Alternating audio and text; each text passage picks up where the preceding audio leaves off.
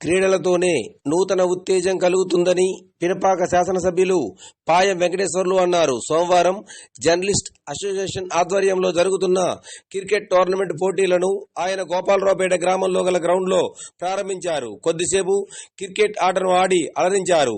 స్థానిక CI Karunakar, SI bowling చేయగా MLA Payam batting చేసి అలరించారు. అనంతరం ఏర్పాటు చేసిన సమావేశంలో ఆయన మాట్లాడుతూ జర్నలిస్టులు నిత్యం ఎంతో బిజీగా ఉంటూ ప్రజల శ్రేయస్సు కొరకు వార్తలు సేకరిస్తూ ఉంటారని, అలాంటి సందర్భాల్లో క్రికెట్ నిర్వహించడం వారి నూతన ఉత్తేజపరచడమే అన్నారు. క్రీడల్లో గెలుపు ఓటములు సహజమని, గెలుపును స్ఫూర్తిగా తీసుకుని క్రీడల్లో ముందుకు వెళ్లాలన్నారు.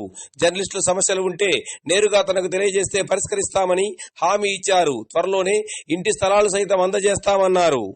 కోరుకుంటూ ఇవాళ ప్రపంచంలోనే అత్యంత ఆదరణ కలిగినటువంటి ఏదైనా క్రీడ ఉందంటే క్రికెట్ టోర్నమెంట్ ఇవాళ ఏ గ్రామీణ ప్రాంతంలో చూసినా కానీ మరి యువకులు ఆడుతూ ఉంటారు. మరి అటువంటి క్రీడలు ఎంకరేజ్ చేసే పద్ధతుల్లో వాళ్ళలో ఉన్నటువంటి టాలెంట్ని ఎప్పుడూ మరి డిఫరెంట్గా పెట్టినారు.